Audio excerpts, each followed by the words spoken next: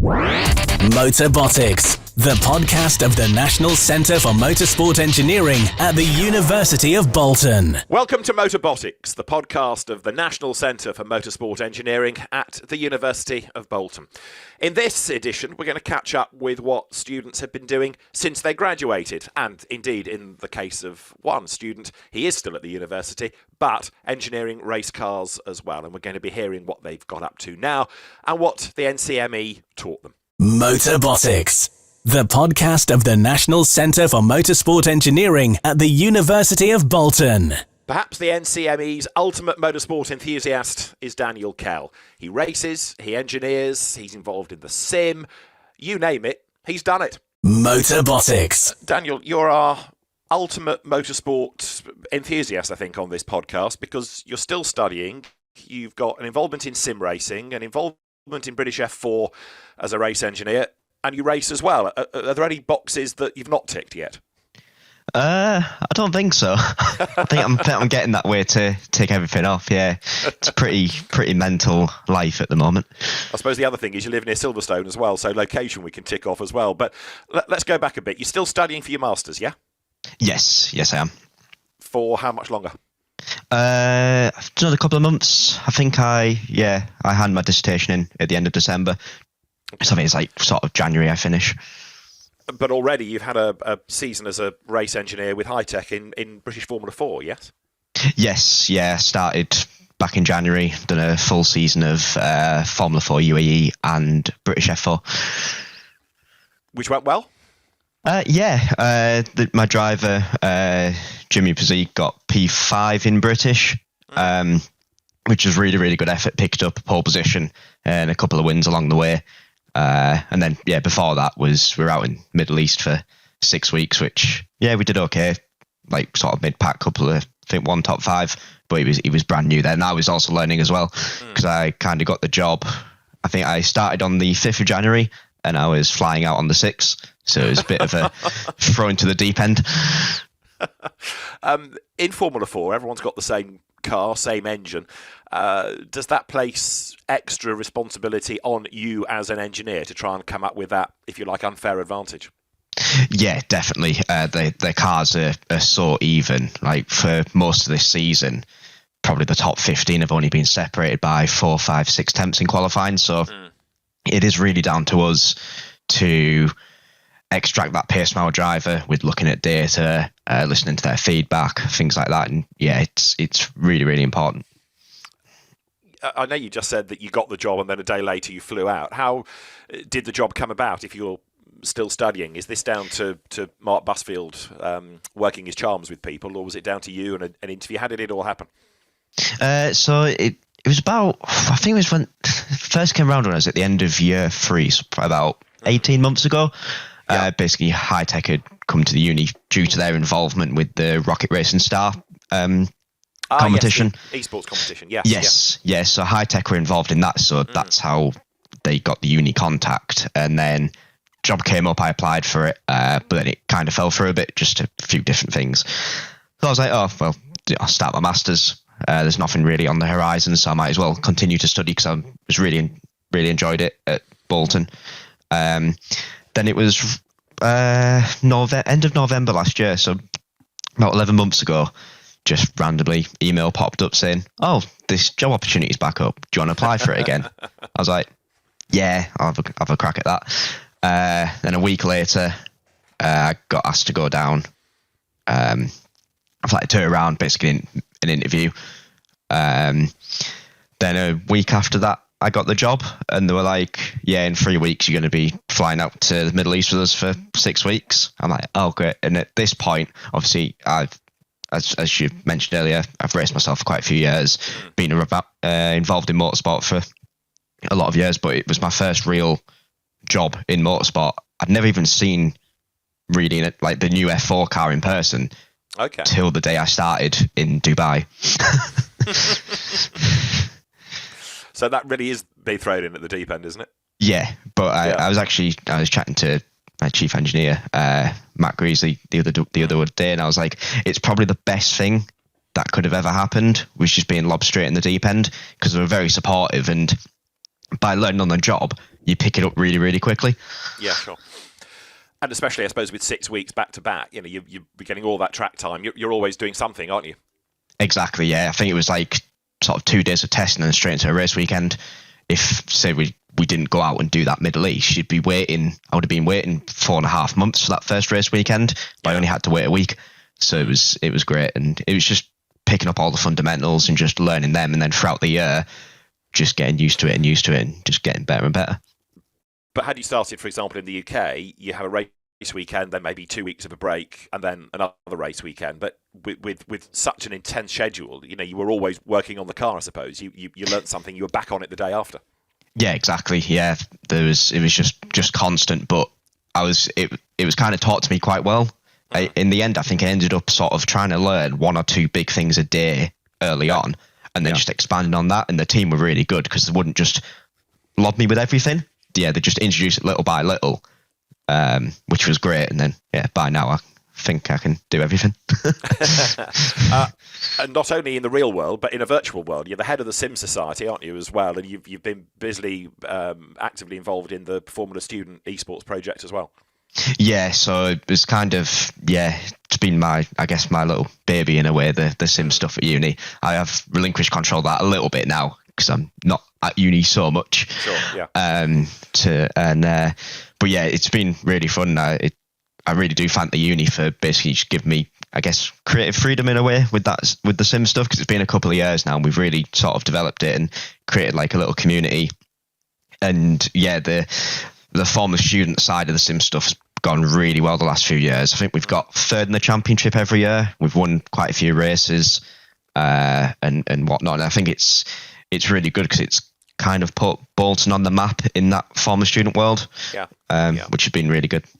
I mean, esports as a concept has absolutely grown and grown, hasn't it? Partly helped, I suppose, by lockdown and it being the only form of racing. But increasingly people are taking notice of it, that it's not a video game. You know, it is a genuine way of learning about a car, learning about a circuit, improving your ability as a driver, but potentially as an engineer as well.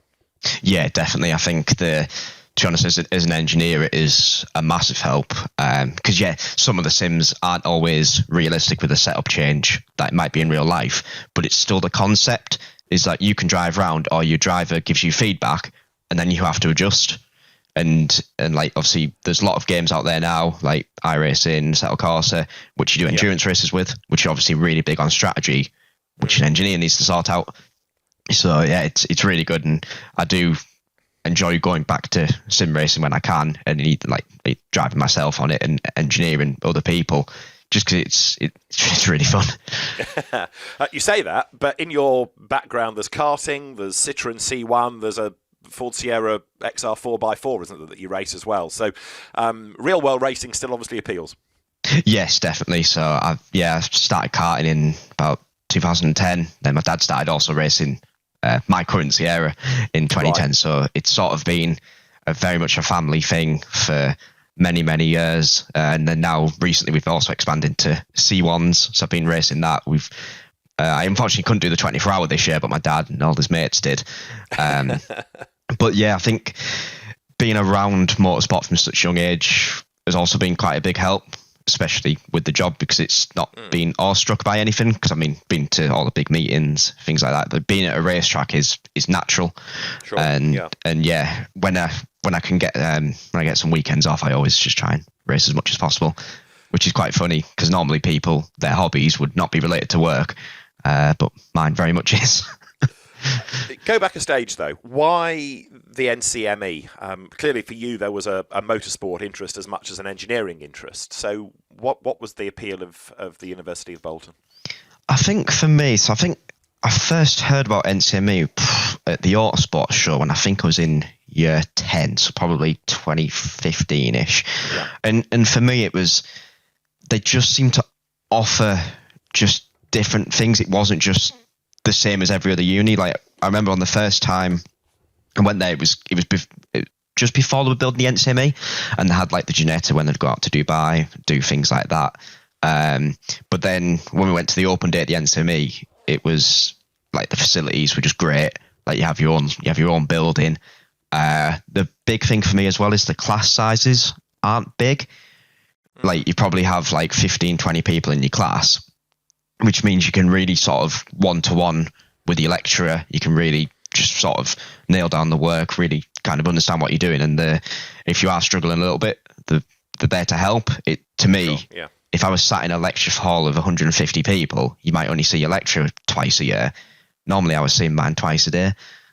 Right, so there is that extra contact, and they're looking after you and helping you progress and develop. Exactly, yeah, and I think as well also the projects they offered, like with all the projects in the workshop space, really helped. Like things like the Fun Cup, you got the Ensign now, and just all sorts. What does the future hold for you? Where next? I think at the moment I'm just gonna keep plodding along, keep working. I'll still be an F4 for a couple of years, just keep trying to learn my trade. Okay. And just keep at it. I don't really have an end goal. I guess I just want to just keep progressing, keep trying to be the best I can, and just see how far I can get. Motorbotics, the podcast of the NCME.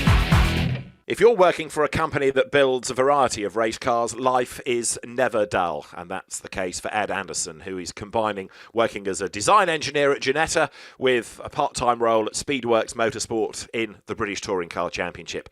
And he's got a penchant for electric bikes as well. Motorbotics. Ed Anderson, a design engineer at Ginetta nowadays. What is a design engineer? What does that entail? So my sort of role, my day-to-day role is I get given like a new job most days or every other day sort of thing. It's normally like there'll be not necessarily a problem with the car, but they'll know, we get feedback from drivers or mechanics on certain parts that need changing to make the car go faster. So then we look at the problem, you see what we can change to improve it, to, you're always looking to get your lap times quicker. So yeah, every day is different. Some days you might spend a couple of days on the same project, but you're trying to get through as many projects as quick as possible. And which car are we talking about here? Are we talking about a sports prototype, or are we talking about the G56 and even back to the G40s? So mainly G56, so whether that be the GT4 variant or the GTA. But then I have done a bit of work on the prototypes and a few of the other projects that we've got going on here at Ginetta. Sure. Lots of people listening to this might think, well, that sounds like a pretty cool job, but how do you go about being a student at the NCME to then ending up on the payroll at Ginetta? So it started for me, it was back in, I think it was February time this year actually. We had a factory tour of Ginetta. Okay. And so I had this factory tour and I was speaking to one of the designers then about the job and said, this is something that I am interested in doing after uni. And then it was a couple months went by and I got an email about, we've got a job application open up for a junior design engineer role. And I was like, all right, well, give it a shot. I was still finishing off my uni at the time, so I didn't have any confirmed grades necessarily, but I could give them my predicted grades. And right. So I sent them off the CV, got an interview, and then next thing I know, I've been offered the job. So, and then, started here August it was. So graduated, then had about a month off after graduating, and then started working here. What about whilst you were studying and doing placements? Because Mark Busfield, we've always joked, has got this amazing contact book, and he's able to put people into different teams in the UK's motorsport scene, whether it's racing or rallying. Were you able to benefit from that as well? Yep. So I actually did in my second year of uni. I took on a placement with Speedworks Motorsport. So okay. I started off in there with the Supra GT4, did the full season with them, and then also did a couple of rounds in touring cars. And then I actually, this season that's just finished in touring cars, I then completed the full season with Speedworks again, but this time they offered me a paid role, so like a part-time role. So right, okay. I've just finished doing that. So I was, whilst been working here at Ginetta, I was also still working for Speedworks part-time on my weekends. And what role at Speedworks? Because obviously, I'm guessing it had to be fairly different, or there was a different criteria, if you like, from what Ginetta asked you to do. Yeah, so at Speedworks, I was more seen as like a number 3 mechanic. So I spent most of this year, I was assigned to Ricky Collard's car. So, Okay. I'd be doing spanner checking, making sure the fuel's in the car, bodywork repair, because what happens in touring cars. There's a lot of clashing. So in between the races, there's a lot of repairing going on. So those were kind of my roles. Must be quite a good year to do that actually on Ricky's car, because for much of the season he was really the trailblazer, wasn't he? He was probably the fastest of the 3 Toyota drivers. Yeah, no, we did have a good season. I mean, full of ups and downs. There was obviously we had, I think it was Brands Hatch Indy. We were hoping for that win, and then got that time penalty after the race. So that was quite disappointing. But there was a lot of moments this season where it looked very promising for us. Sure. And something else you've been involved in, Formula Student. Yeah. Explain what it is. Explain what you did, please. So Formula Student is a series where universities across the whole globe compete. So it starts off as, some people start off as a concept class. So you design like an open wheel race car to a set of regulations, and then you then take that further, and then you actually build it, and then take it to, in the UK, you take it to Silverstone, which is a week competition at Silverstone, where you have to complete various tests and to get your pass on the scrutineering, and then once you pass, you can then get involved with the actual competition and start earning points. So my role in Formula Student was, again, predominantly design based, so a lot of the CAD behind the computer. But then on the actual week itself, because of the experience I'd gained at Speedworks, being quite hands-on, I was able to take a more hands-on role and help guys out and share the experience, share my knowledge, even whether that was, okay, this is what we need to do on the CAD, or how do we put this together in real life? It might fit on the computer, but is it actually going to work when you actually build it? And I'm assuming it all worked perfectly. Yes and no. So we were. So it was It was the University of Bolton's first proper year of competing with a car that was fully built when we got there. Now it took us maybe 3 or 4 attempts to get through scrutineering. They kept coming back with certain bits that they weren't too happy with or needed changing. So we met the changes, go back, and they might pick up on a few other bits. But as a first-year team, we were one of the only first-year teams that make it through scrutineering and able to take part in the endurance event on the Sunday. Okay. So when you look at it in that perspective, we actually done quite well as a first-year team. And unfortunately, we only made it 2 laps in the endurance event before I think it was the chain. The chain snapped. Oh dear! Ripped apart the car, basically. The water pump and all of that. It all came apart. We were told if we could rebuild it before about 5 o'clock, there's a chance we might be able to get the car back out there.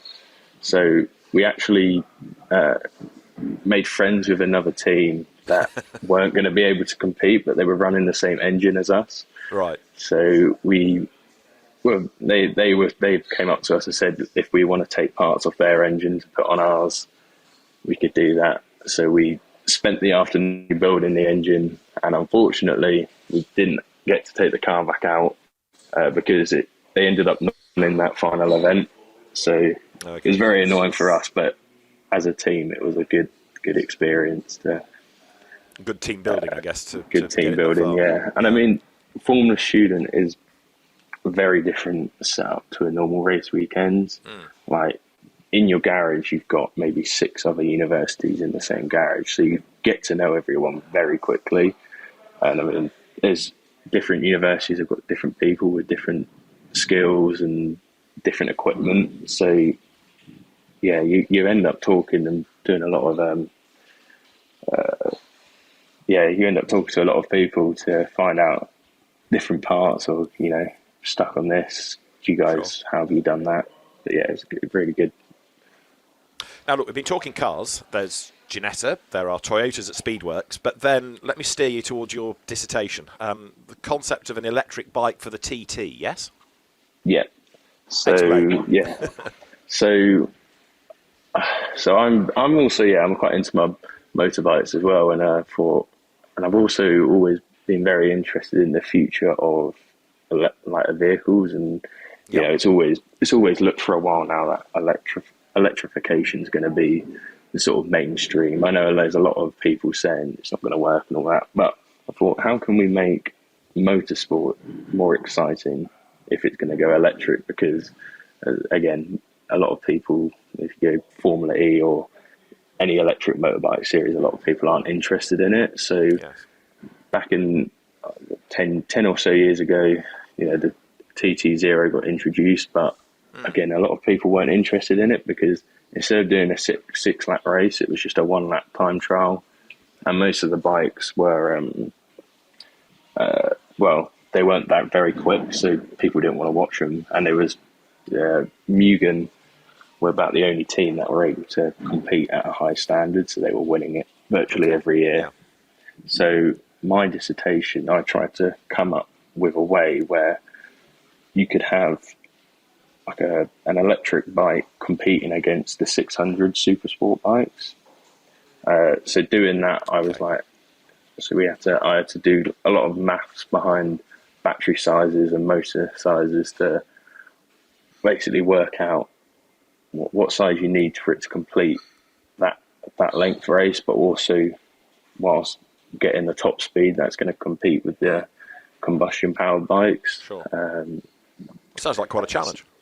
Yeah, it was. There's a lot of research going into it, and annoying. There was quite a few points where you get stuck because there's not a lot of information out there on it. You didn't necessarily know what the figure was you need to put in, so there was a lot of going into a lot of reading to try and work out certain figures of what I needed to put into my calculations. Now I came to the conclusion with what I had done, because a dissertation, you've only got when you're writing the main body of it, it's about 3 months or so to write the main bulk of it. So trying to come up with a concept for a full bike in 3 months is quite a lot of work to do. Yeah.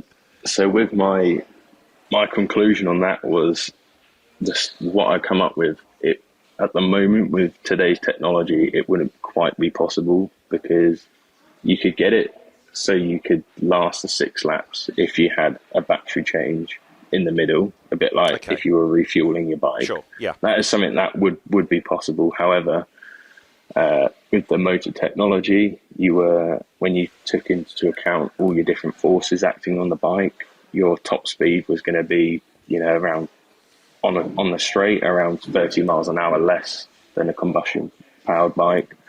So over the course of a whole lap, there would be quite a drastic change in the lap times between the combustion powered and the electric. So, if I had more time, I think I could try and, verify my results a bit better and get that to work. But, 3 months, not a lot of time to, and again, I was just doing the math side of it.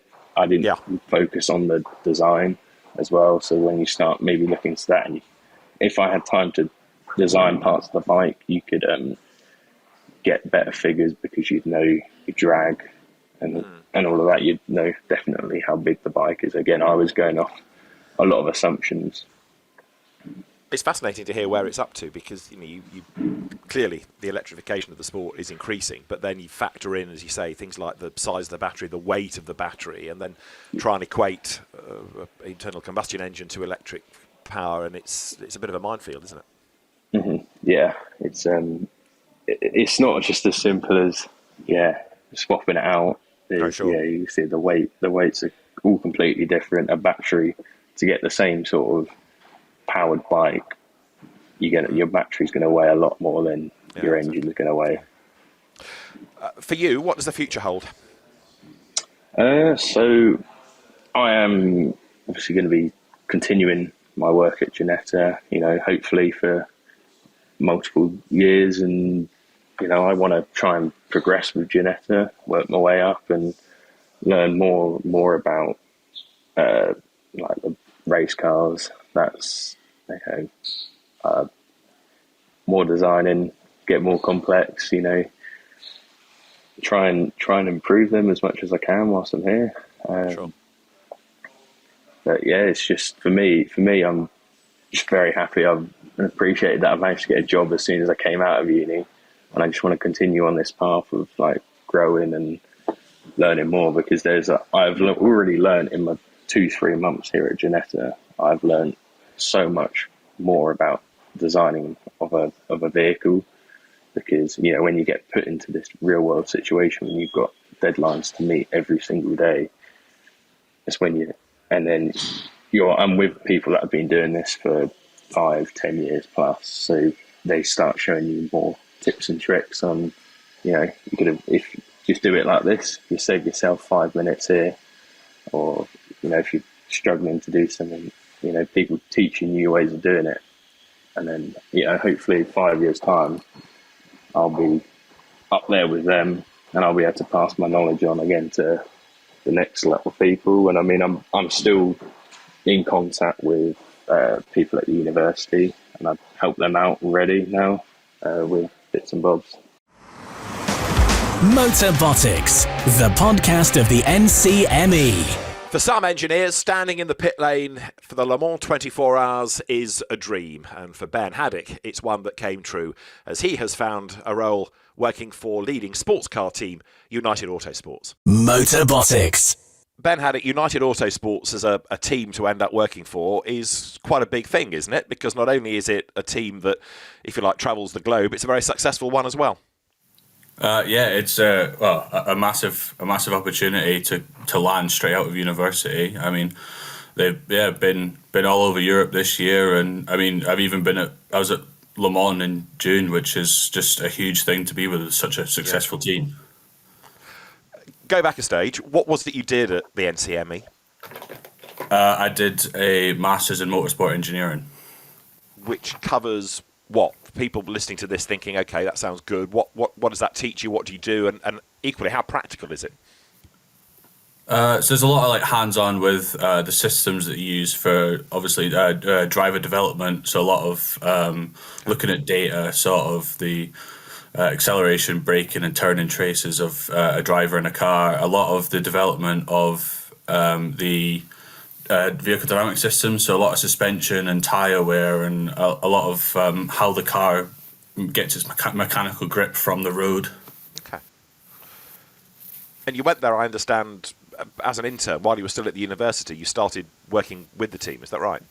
So I started in my second. So the course is at 18 months. So at the end of the first year is when I went. And I went to United for the start of the season. So this began in April. Right. And in a situation like that, how much responsibility are you given? I mean, do you have important roles, or are you doing them with somebody? Do you have somebody always looking over your shoulder? Because obviously they don't know quite how good you're going to turn out to be, do they? Yeah, so the role was a lot of sort of starting at the bottom, learning the main core principles within the team. So it was a lot of turning spanners and being with the mechanics to sort of understand. Obviously, your engineer gives you a certain change to make, and then the mechanics help you understand what that change does to the car and how the feedback is from the driver. So a lot of the first year was with the mechanics, turning spanners, and sort of understanding how the car as a whole works, just to give the hands-on experience that you need as the basic. And clearly, a good job was done because they took you on full-time. Yeah, so got an extra year on. Just come to the end of the season now. Was in Portugal for the end of the ELMS season. So just waiting to see for next year what the plan is. Were those always the sort of cars you wanted to work on? A sports car with aero where you as an engineer can make a difference?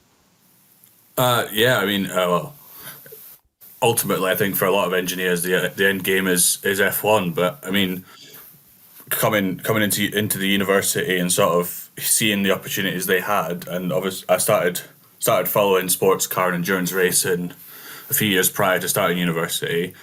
It was a very good opportunity to jump into, and being there for a season and now into the end of the second season, it's much more. I'd say my focus has shifted. I enjoy endurance racing a lot more, and like the whole strategy and sort of performance gained around it, because obviously a lot of the cars are very much one make, and you're not allowed much development on them, so it all comes down to the engineer and the driver behind the wheel. And how much of the involvement do you have, if you like, in that strategy, or is your work mainly getting the car to the point where it is going to be an absolute rocket ship?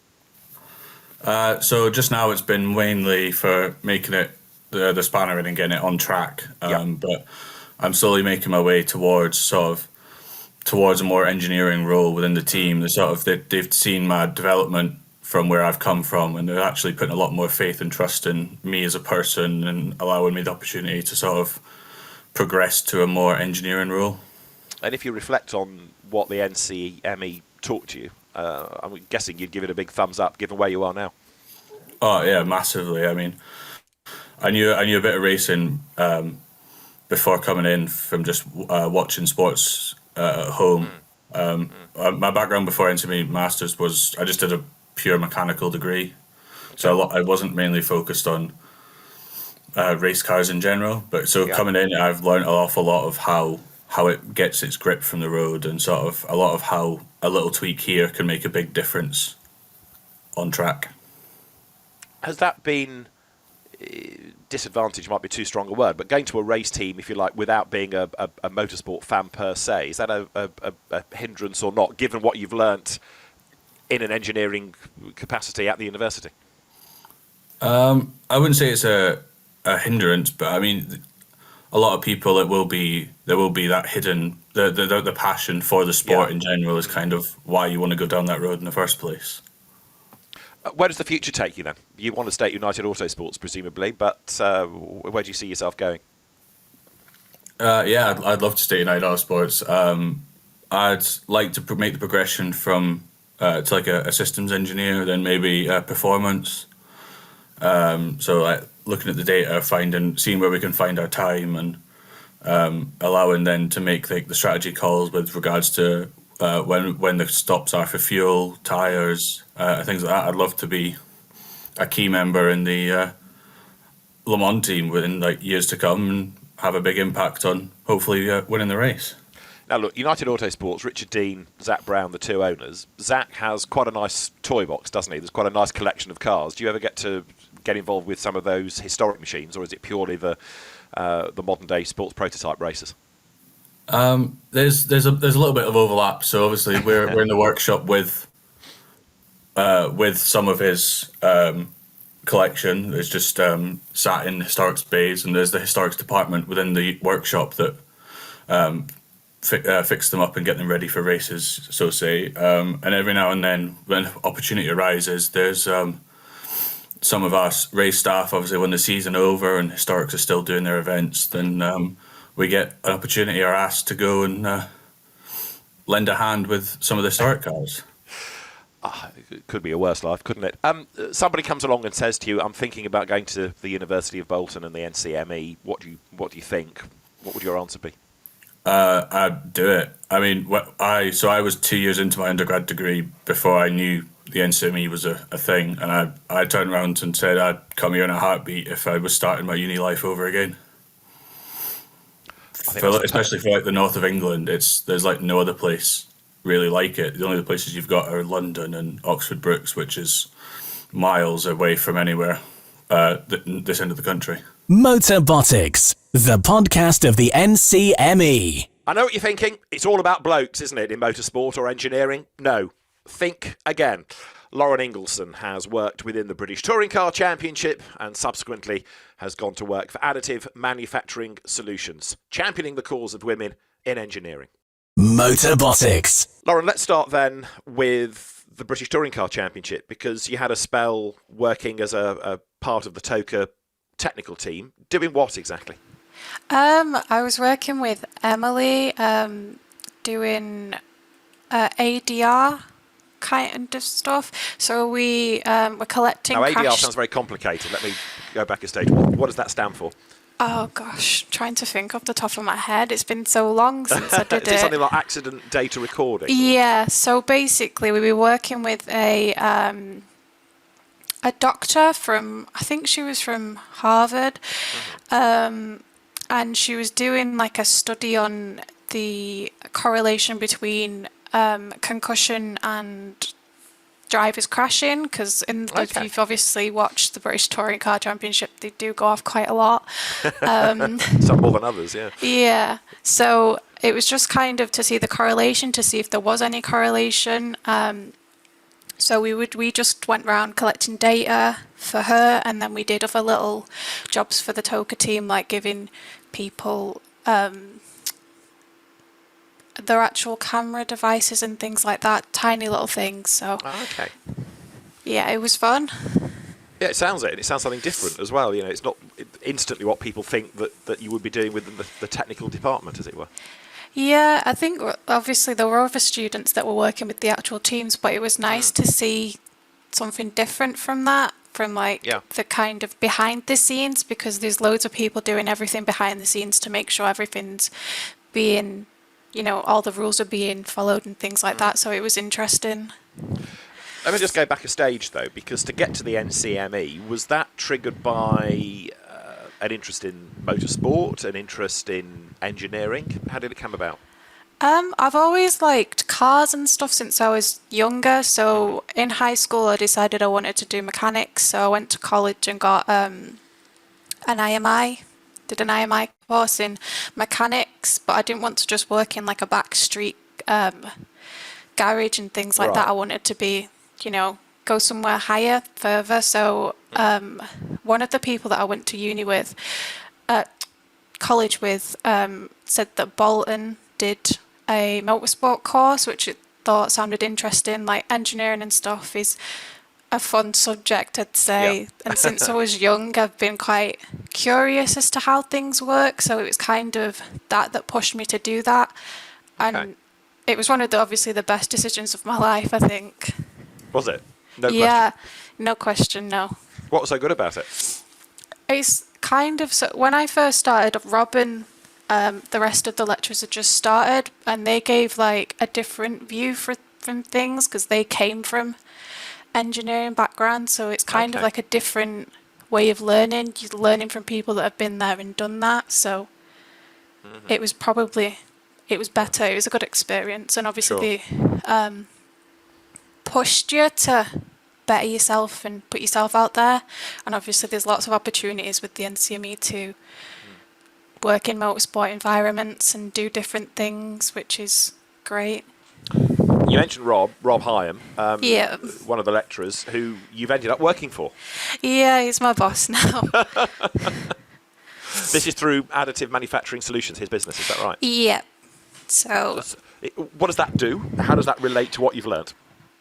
It's a additive manufacturing consultancy business. It's family run, so it's all like quite close knit. So we do things like obviously helping people with the additive manufacturing. We do testing, which is my job, and other little bits, just to help other people.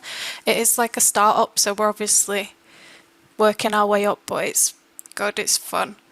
I bet. One of the aspects, I suppose, of the business is that it is involved in motorsport, but not exclusively. And that takes me back, in a way, to the name of the centre, National Centre for Motorsport Engineering. But what you learn there doesn't have to be channeled into motorsport, does it? It could be aeronautics, could be anything to do with engineering.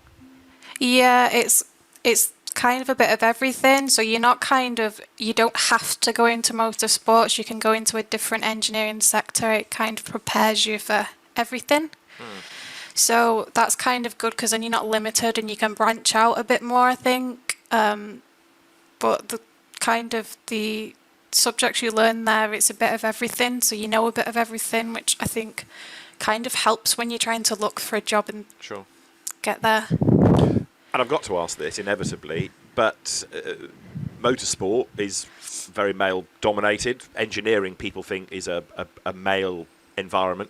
You, Platt, others, you've proved that women can work in that environment and do it successfully. But how has it been trying to get a foothold as a woman?